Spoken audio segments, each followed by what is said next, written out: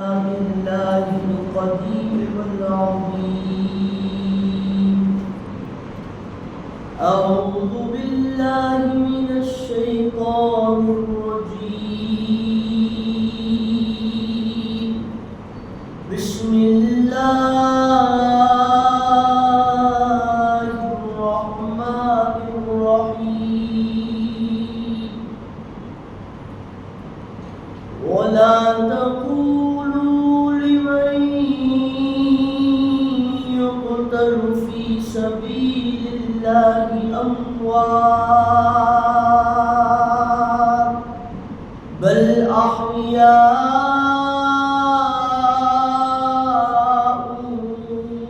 ولكن لا تشعرون. صدق الله العظيم.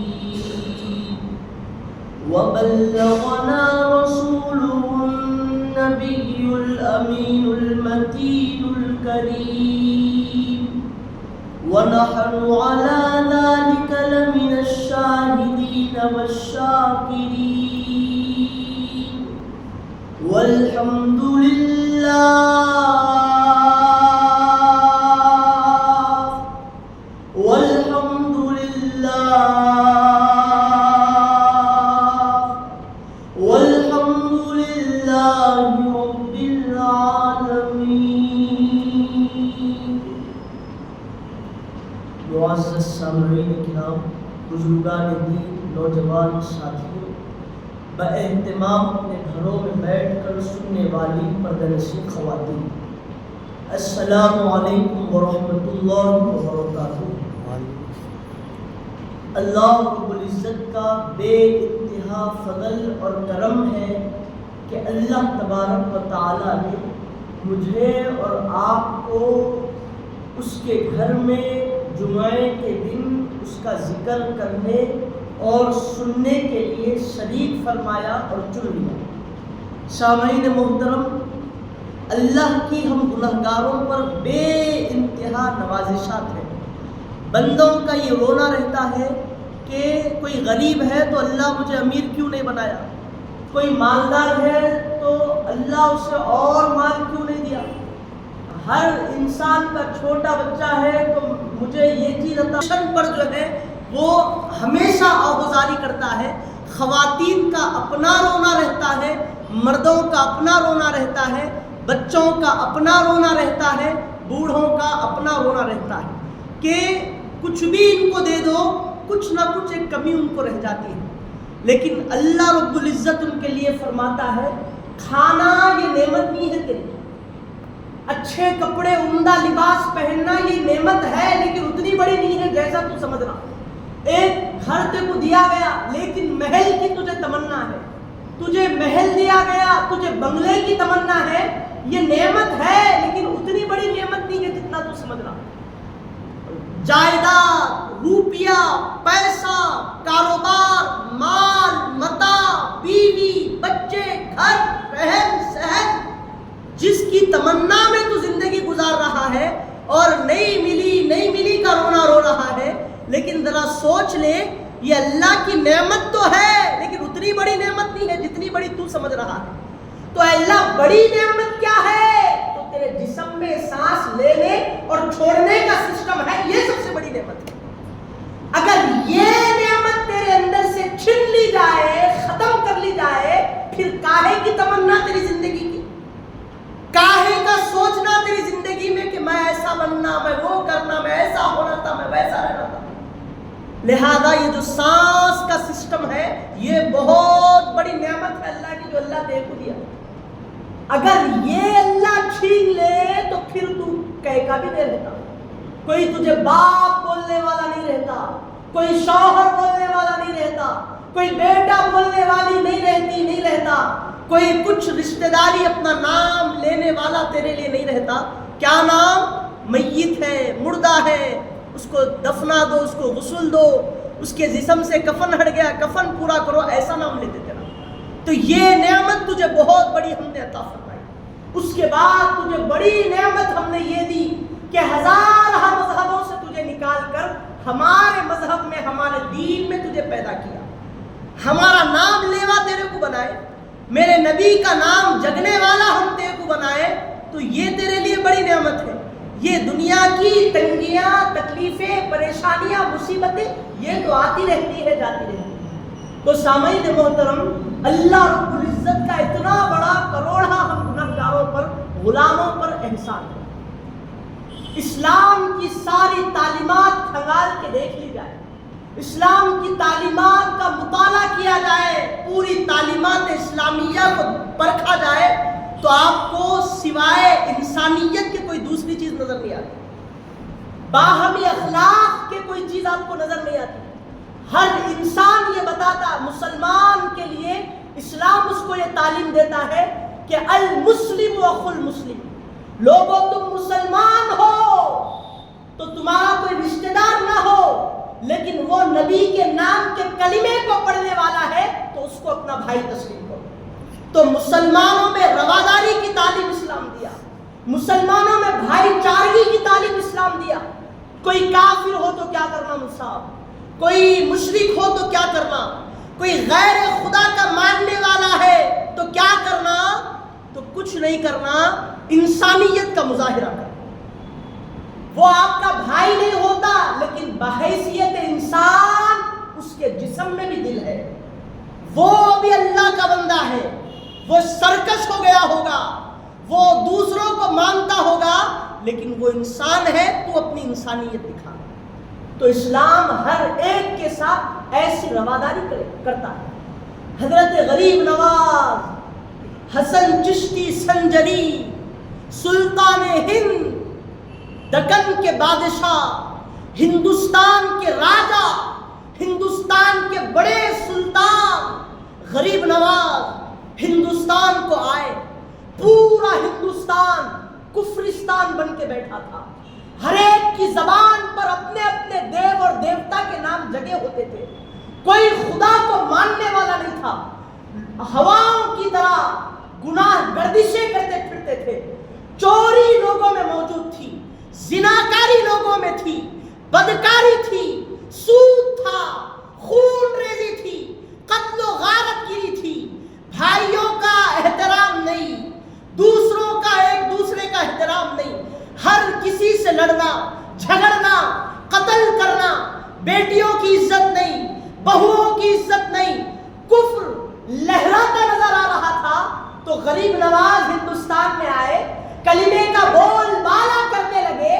تلوار کے بیس پہ نہیں، خنجر کے بیس پہ نہیں، تیر اور بھالے کو لے کر اسلام کی دعوت نہیں دیے. اجی مسلمان نہیں تھے، لوگ کافر تھے، لیکن اس میں آئے تو نبی کے اخلاق بتاتے چلے گئے. اس میں آئے تو انسانیت کا جام لوگوں کو پلاتے گئے، لوگوں میں رشتہ داری بتاتے گئے، لوگوں میں دوستی بتاتے گئے. نبی پاک کے دین عظیم کی تعلیمات لوگوں کو پھیلاتے گئے. لوگ خنجر پہ مسلمان نہیں ہوئے، غریب نواز کے اخلاق پہ مسلمان ہوئے. یہ خواجہ غریب نواز رضی اللہ عنہ کا کردار تھا. جتنے بھی اولیاء غریب نواز کے دامن کو پکڑ کر ہندوستان میں تشریف لائے، جتنے بھی سادات کرام ہندوستان کو آئے، پوری تاریخ اٹھا کے دیکھ لو، کوئی خنجر لے کے ہندوستان کو نہیں آیا، نبی کے دین کی تعلیمات لے کے ہندوستان کو آیا. سر پہ شملہ باندھ کر، جسم پر قبہ زیب تن کر کے، ہاتھ میں مسلح اور تسبیح باندھ کے، فقراء کے لشکر کے ساتھ ہندوستان کو آئے. آداب بتائے، اخلاق بتائے، نماز بتائے، روزہ بتائے، چلنے کا طریقہ، بیٹھنے کا طریقہ، اٹھنے کا طریقہ، میٹھے میٹھے بول کرنے کا طریقہ لوگوں کو بتائے. عزیزان محترم، آج یوم آزادی ہے، 15 اگست ہے. اسی کی مناسبت سے چند باتیں بولنے کے لیے یہ اخلاقیات پہ آپ کے سامنے بات کر رہا ہوں، تاکہ یہ باتیں جب آپ کے سمجھ میں آ جائیں کہ انسان کا رول، اس کا کردار کیا ہے اپنی زندگی میں، تو آپ جو ہے آزادی کے تعلق سے پھر اچھا سمجھ سکتے ہیں. اسلام کبھی کسی مسلمان کو جو ہے بے وفا نہیں بنایا اور نہ اس کو بے وفائی کرنے کی تعلیم دیا. جبکہ حضور پاک علیہ السلام ارشاد فرماتے ہیں کہ دھوکہ ہمارے میں نہیں ہے، دھوکہ دینا اسلام کی تعلیمات میں نہیں ہے. شوہر کے لیے اجازت نہیں کہ بیوی کو دھوکہ دے، بیوی کے لیے اجازت نہیں کہ شوہر کو دھوکہ دوست نہ دوستوں کو، نہ رشتہ دار دوسرے رشتہ دار کو، اور نہ گھر والے اپنے پڑوسیوں کو۔ دھوکہ ہم میں سے نہیں۔ حضور نے فرمایا لوگوں اور مذہب ہوں گے جن میں دھوکہ چلتا ہوگا، جن میں ظلم چلتا ہوگا، جن میں لڑائی اور جھگڑے چلتے ہوں گے،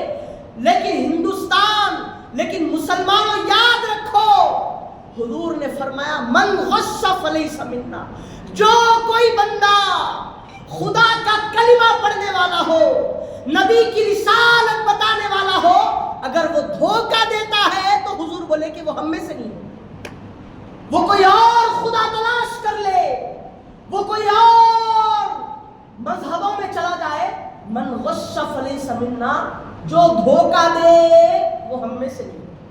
اب حضور ہی بول دیے کہ انہیں حضور کی صف والوں میں سے نہیں ہے، حضور کے پیروکاروں میں سے نہیں ہے، تو اب اس میں کس میں ہے؟ پھر اللہ بہتر ہے۔ تو دھوکہ ہمارے پاس نہیں ہے، بے وفائی ہمارے پاس نہیں ہے۔ عزیزان محترم، 15 اگست کے نام پر ہر طبقے والے، کسی بھی مذہب کے لوگ کیوں نہ ہو، ہمارے بھی مذہب میں ایک ریتی رواج چل گیا، جبھی بھی 26 جنوری آئے، جبھی بھی 15 اگست آزادی کا دن آئے، تو اسکولوں میں، کالجوں میں اسٹیج لگا دیے جاتے ہیں، تہوار کیے جاتے ہیں، کسی کو اسپیچ دینے والا بنا دیتے، کسی کو ناچنے والا بنا دیتے، یا کوئی نچنیا بنا دیتے، یا کسی کو ڈینسر بنا دیتے، کسی کو گانے والا بنا دیتے، کسی کو ہلڑ بازی کرنے کے لیے جو ہے 15 اگست بن کے بیٹھا، اور پھر جذبات کے ساتھ، احساسات کے ساتھ بولتے کہ ہم جو ہے 15 اگست ماننے والے ہیں، ہندوستان سے ہم کو محبت ہے۔ لیکن ہندوستان سے تم کو محبت ہے تو اس محبت کے لیے ہندوستان جب آزاد ہوا تو اس کی تاریخ کیا ہے تم کو تاریخ بتا نہیں سکتے۔ ہندوستان کی تاریخ کیا ہے؟ اسکول میں بچے تعلیم حاصل کرنے کے لیے جاتے، ایجوکیشن حاصل کرنے کے لیے جاتے، دینی تعلیم سے آراستہ ہونے کے لیے جاتے، ایک اچھا انسان بننے کے لیے جاتے، لیکن جب بھی انسانیت کی بات آتی تو اسٹیج لگا دیے، کسی کو نچا دیے، کسی کو گوا دیے، کسی کو کچھ کر دیے، ایسا چلتا ہے ان کا سیلیبریشن۔ لیکن عزیزان محترم، یہی چیزیں جو ہے لوگوں کو ہندوستان کی تاریخ سے دور کرتی ہیں۔ یہی بچے جب آگے چل کے بڑے ہوتے تو ان کے اسلام پر لوگ جب انگلی اٹھاتے تو خاموشی سے بیٹھ کے سنتے، ہاں ایسے چھوا تھا شاید، ہاں مسلمان ایسے کرے تھے شاید۔ تاریخ سے وابستہ نہیں، اسلام کی تعلیمات سے وابستہ نہیں۔ وہی جب تعلیمات دینے کی بات آئی تو اپنی اپنی دھن میں دھنے گئے۔ عزیزان محترم، ہر کوئی بولتے کہ میں ہندوستانی ہوں، میں ہندوستانی ہوں، اور مسلمانوں کو پیچھے کھڑا کر دیتے۔ لیکن یاد رکھو، ہندوستان کی آزادی میں سب سے بڑا کسی کا ہاتھ تھا تو وہ صرف مسلمانوں کا ہاتھ تھا۔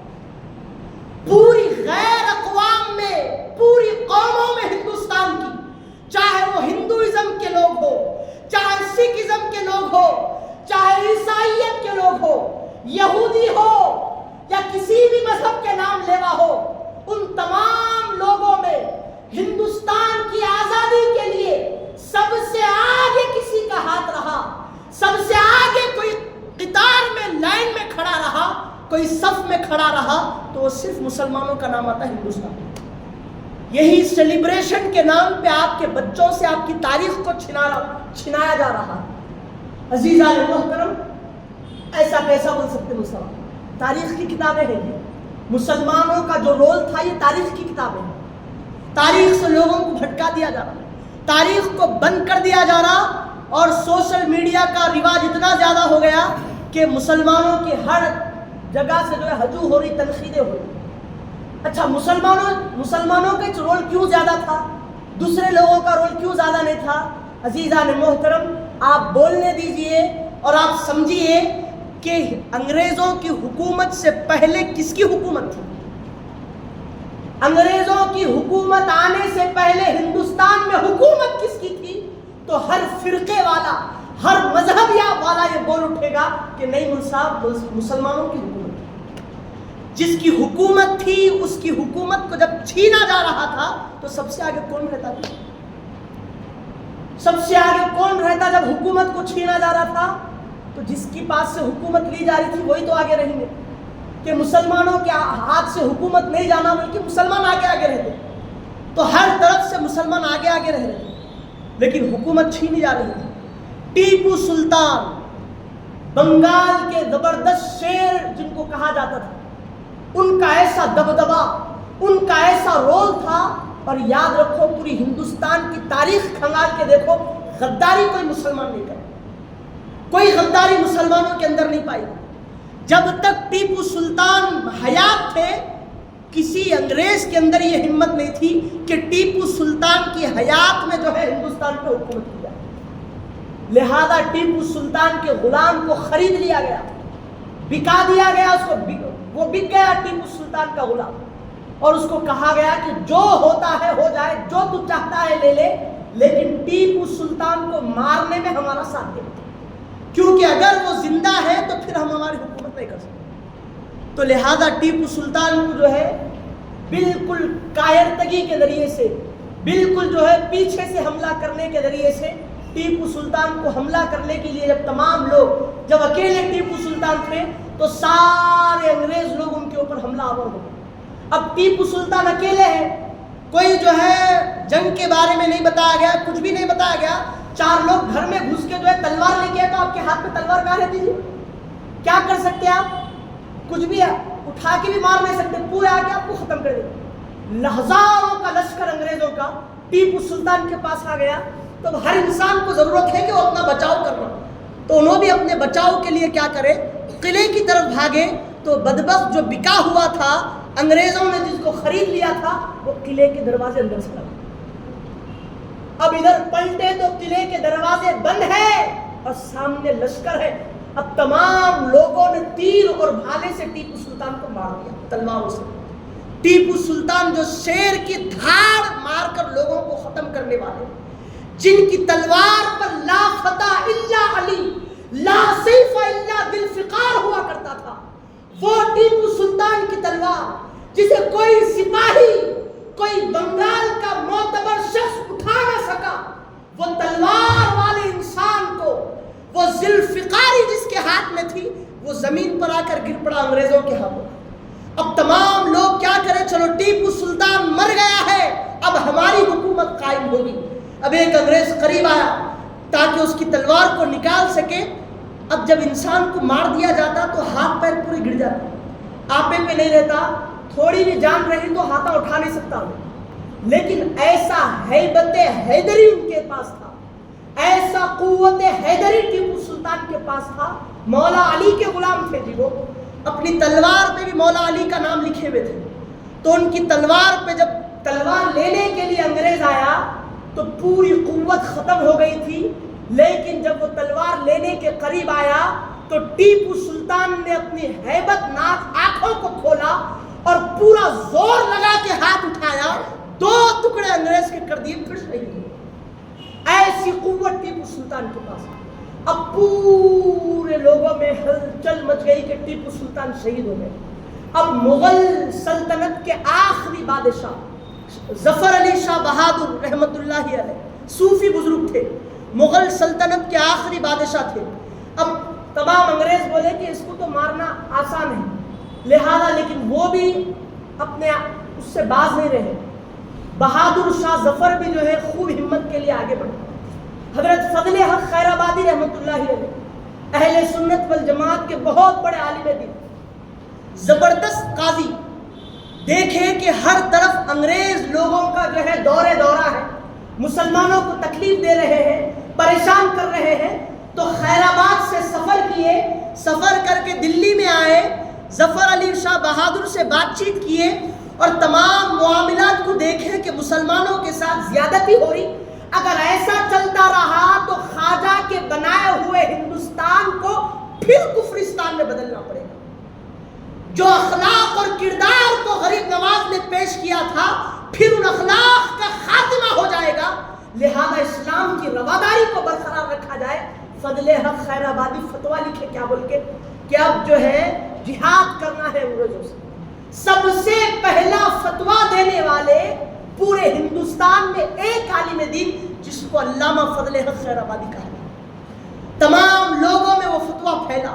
اب سارے مسلمانوں میں جو ہے ظلم کھائے ہوئے تھے, مظلوم بن کے بیٹھے تھے, اب سب لوگوں میں جوش آ گیا, اب یا تو ہم رہیں گے یا انگریز رہیں گے. جہاں جہاں انگریز دکھتے تھے مار دیا جاتا تھا انگریزوں کو. اب لوگوں نے کہا کہ فضل حق خیرآبادی بہت چرچے میں آئے, لہذا ان کو مار دیا جائے. تو ایسا ویسا کر کے جو ہے جب فضل حق خیرآبادی جب باہر نکلے لوگوں میں سے, مجاہدین کو تیار کرتے تھے, ٹریننگ دیتے تھے علامہ. اب اس کے بعد کیا ہوا, بہت سازشیں چلی, ایسے ویسے لمبے واقعات ہیں تفسیروں نے. جیسے ہی ایک بندہ جو کیا کیا, دیکھو وہ ہے فضل حق خیرآبادی, تو لوگوں کو جیسے ہی بتا دیا گیا انگریزوں کو, انگریز پکڑ لیے اور مقدمہ جاری کر دیے. تو جو جج تھا دلی میں بیٹھا ہوا, وہ جج جو ہے علامہ فضل حق خیرآبادی کی کتابوں سے متاثر تھا, اپنا رول ماڈل بناتا تھا, ان کو آئیڈیل بنا کے چلتا تھا ان کی کتابیں پڑھ کے. تو دیکھتے کہ یہ تو فضل حق خیرآبادی ہے, تو فضل حق خیرآبادی کو پھانسی نہیں ہونا, جیل نہیں ہونا بلکہ کیا کرے, ان کے خلاف مقدمہ جاری کیا گیا. تو ایک بندہ گواہی دینے کے لیے کٹگھڑے میں آیا, ان کا چاہنے والا, وہ پہچاننا تھا انہوں سے فضل حق خیرآبادی. اگر انہیں ہو بولا تو عمر قید کی سزا, لیکن انہیں کیا بولا, یہ تو ہمارے قائد ہیں, یہ تو مجاہد اعظم ہے. بولا کہ نہیں, ان کو میں نہیں پہچانا. اب وہ جج جو متاثر تھا, اب سنوائی ہونے والی تھی, تھوڑا بریک ملتا تو جج قریب آیا, کان میں آ کے بولا کہ حضرت ایک آپ سے چھوٹی سی التجا ہے. بولو کیا التجا ہے؟ یقیناً آپ کے اندر ہندوستان کی محبت کا جذبہ زیادہ ہے, ایک آپ کو کام یہ کرنا ہے کہ بس جب میں آپ کو پوچھوں گا کہ فتویٰ آپ نے لکھا ہے جہاد کا, تو آپ یہ بولنا کہ میں نہیں لکھا فتویٰ, آپ کچھ لکھے معلوم ہے ہم آپ کو, لیکن بس آپ بچنے کے لیے یہ بولنا کہ میں نے لکھا. لیکن وہ اسلام کے قائد, مسلمانوں کے اندر جو وفاداری ہوتی ہے, علامہ فضل حق جب کٹگھڑے میں کھڑے کیے گئے, اب وہ جج تو سمجھا کہ ایسے ہی بولیں گے, لیکن اس کے بعد جب جج بولا کہ کیا آپ نے انگریزوں کی حکومت کے خلاف جہاد کا فتویٰ دیا ہے, تو فضل حق خیرآبادی نے کہا کہ ہاں, ان کے خلاف جہاد کرنے کا فتویٰ میں نے لیا ہے, میں نے لکھا ہے, اور اس پر علماء اہل سنت اور تمام علماء کی دستخط ہے, لہذا اس کے خلاف جو مجھے سزا ہوگی میں اس کو برداشت کروں. تنگ رہ گئے لوگ, چاہتے تو بچ جاتے تھے جھوٹ بول کر, جائز تھا جان بچانے کے لیے جھوٹ بولنا, لیکن اسلام کی تعلیمات بتائی کہ جس طرح کربلا کی تپتی دھوپ میں امام حسین نے اپنی ذات کے علاوہ 72 نفوس قدسیہ کو اللہ کے لیے جاں بحق ہو گئے, قربانی پیش کی, بیعت کو قبول نہ کیا, لہذا میری جان کیا معنی رکھتی ہے, کرو جو کرنا ہے کر لو, یہ جان ہے, ایک جان ہے, ہزاروں جان ہوں گی تو بھی اس کی راہ میں قربان ہوگی. جس طرح امام حسین کے لیے غریب نواز نے کہا تھا, شاست حسین, بادشاست حسین, دین است حسین, دی پناہ است حسین, سرداد نداد دست, اجی سر دے دیے لیکن یزید کے ہاتھ میں ہاتھ نہیں دیے, سرداد نداد دست در دست یزید, حقا کے بنا لا الہ است حسین. حق تو یہ ہے کہ لا الہ الا اللہ کی بنیاد اگر کسی نے رکھی تو وہ میرے حسین. چاہتے تو جان بچانے کے لیے اپنی اور گھر والوں کی دے دیتے تھے ہاتھ, لیکن بولے کہ نانا کے دین پہ حرف نہیں آنا, جان جائے چلے جائے. علامہ فضل حق خیرآبادی بولے جو سزا دیتے تھے تو میں کچھ بولوں. عزیزان محترم, کالا پانی جیل میں ڈال دیا گیا, 3 سال تک مشقتیں ڈھائی گئی ان کے اوپر. اس کے بعد عمر قید کی سزا ہو گئی تھی. 3 سال کے بعد جو ہے آزادی کے پہلے جو ہے آپ کا انتقال ہو گیا کالا پانی میں, وہیں پر آپ کی مزار مبارک ہے. اسلام کے جو ہے ہندوستان کے بڑے رول ماڈل مانے جاتے ہیں. اس کے بعد کئی سال گزر گئے, انگریزوں کا غلبہ ایسا زبردست طریقے سے چھا گیا لوگوں میں. حضرت کفایت علی کافی رحمۃ اللہ علیہ, حضرت ان کی بات سے پہلے بہادر شاہ ظفر کی بات بتا کے اپنی پھر ان کے پاس آتا ہوں.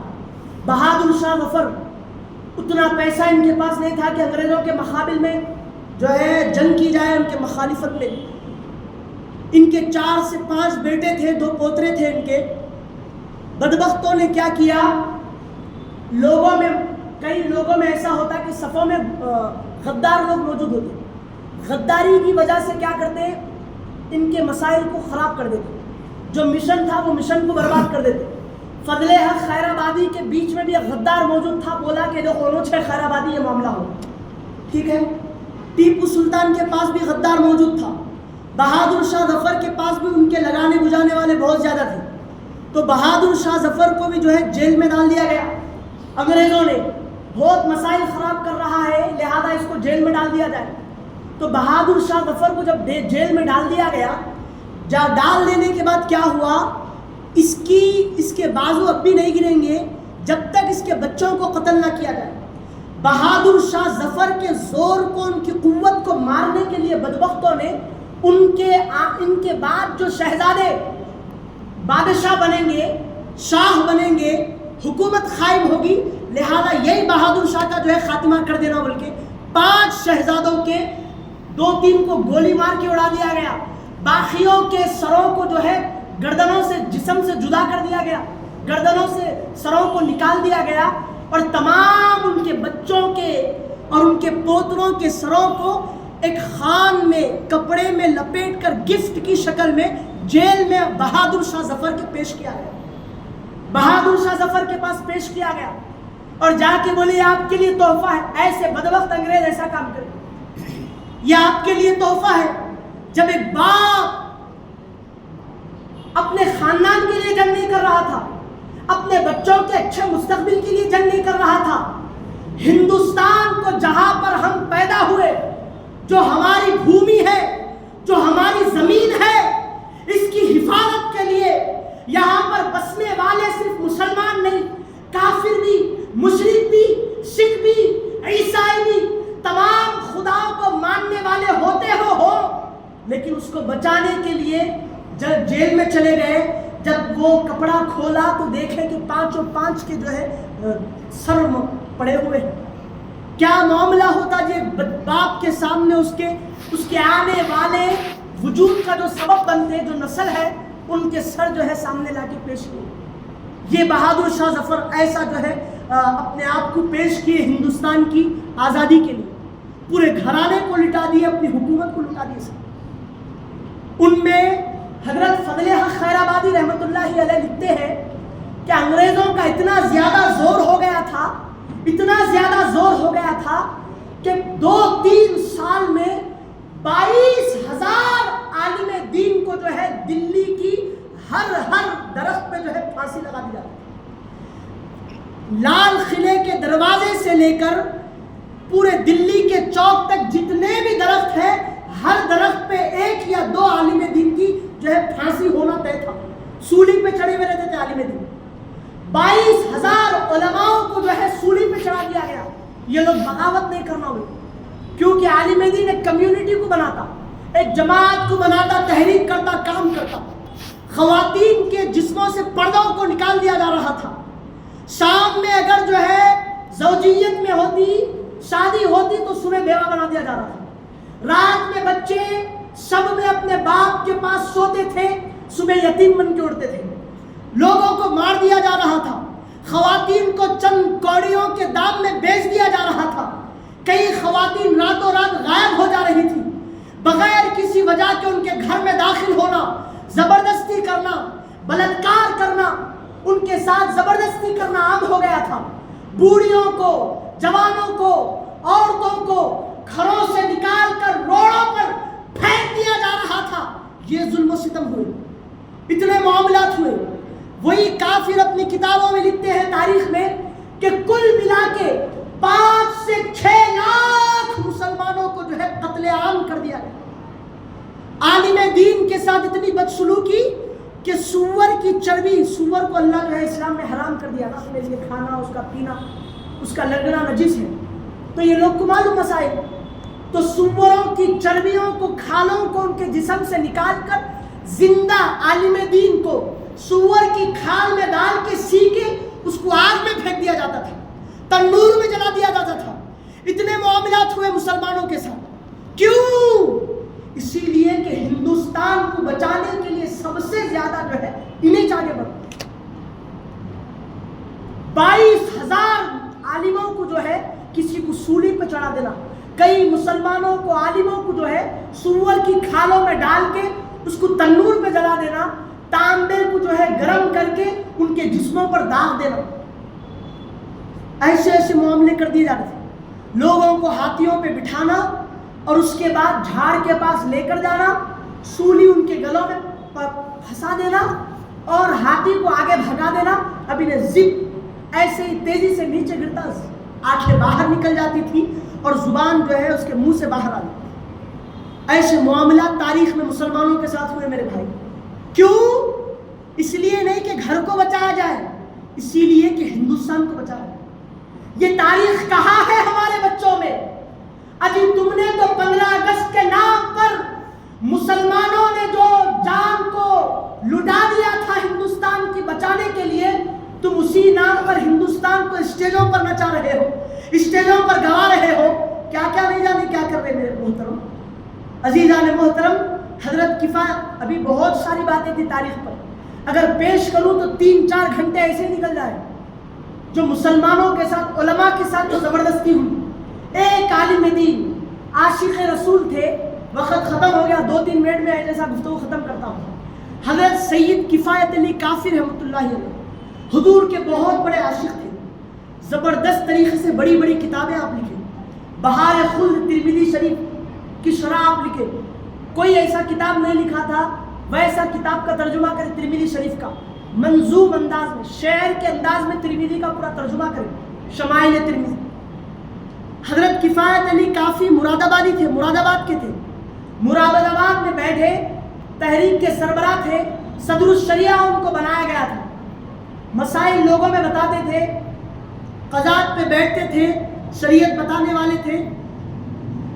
जब ये मामला देखे तो मुरादाबाद में बैठकर अंग्रेज़ों के खिलाफ जिहाद का फतवा लिखे और उसकी कॉपीज तमाम शहरों में, दिल्ली की जामा मस्जिद तक पहुंच गई।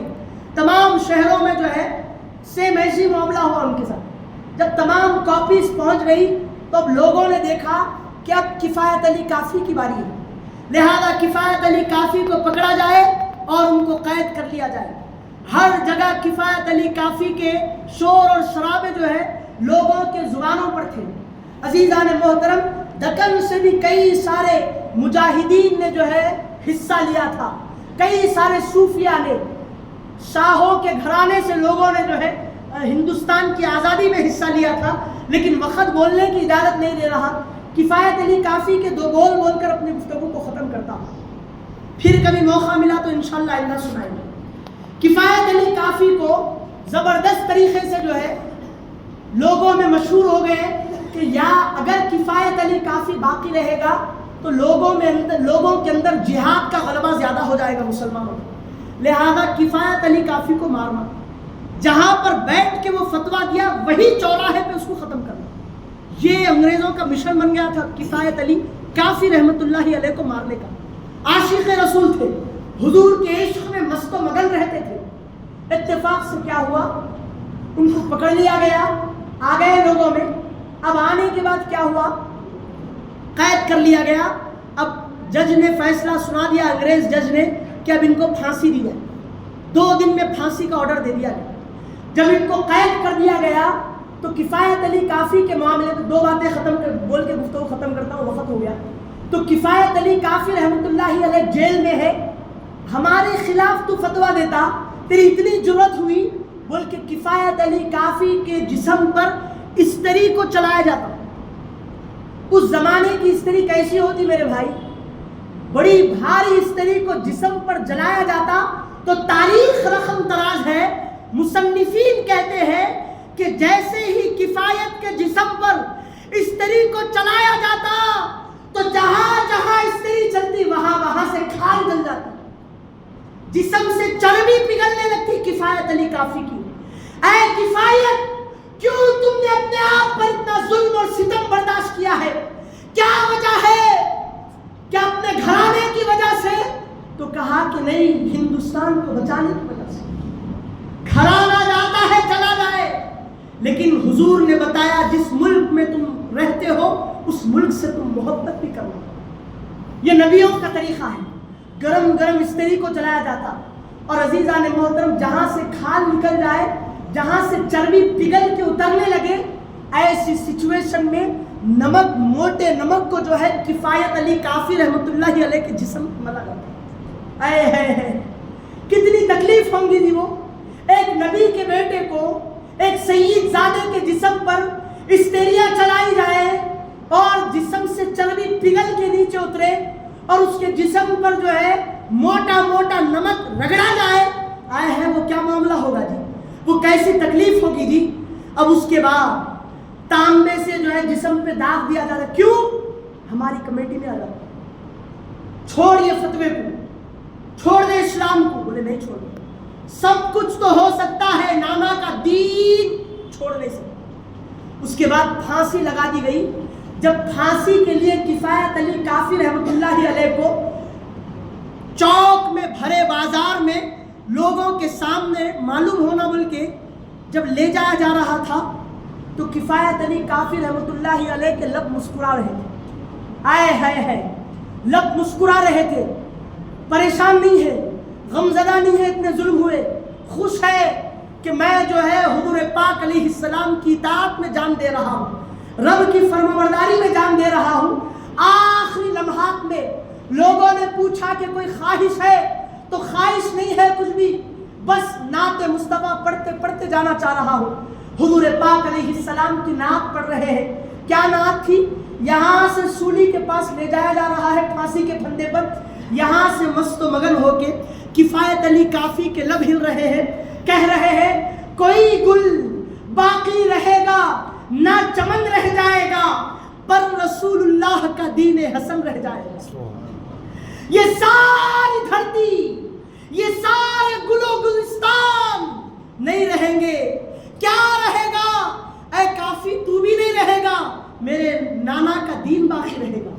کہتے ہیں کوئی گل باقی رہے گا نہ چمن رہ جائے گا، پر رسول اللہ کا دین حسن رہ جائے گا۔ ہم سفیرو باغ میں ہے کوئی دم کا چہچہانا، بلبلیں اڑ جائیں گی سونا چمن رہ جائے گا۔ نام شاہان جہاں مٹ جائیں گے، اجی جتنے بادشاہوں نے ہندوستان میں حکومت کی ہے سب کے سب نام ان کی ذات مٹ جائے گی۔ نام شاہان جہاں مٹ جائیں گے، لیکن یہاں حشر تک نام و نشان پنجتن رہ جائے گا۔ کیا رہے گا؟ تو حضور رہیں گے، علی کا نام رہے گا، فاطمہ کا ذکر رہے گا، ایک حسن ہوں گے، دوسرے حسین ہوں گے، یہ پنجتن پاک کا نام رہ جائے گا۔ جو پڑھے گا صاحب لولاک کے اوپر درود، آگ سے محفوظ اس کا تن بدن رہ جائے گا۔ لوگ سمجھتے ہیں کہ استریا جلائی جائے تو کافی تڑپ اٹھے گا، لوگوں تن بدن محفوظ کر دیا ہے مصطفیٰ نے۔ سب فنا ہو جائیں گے کافی، کافی ان کا نام ہے، سب فنا ہو جائیں گے کافی، وہ لیکن حشر تک نعت حضرت کا زبانوں پر سخن رہ جائے گا۔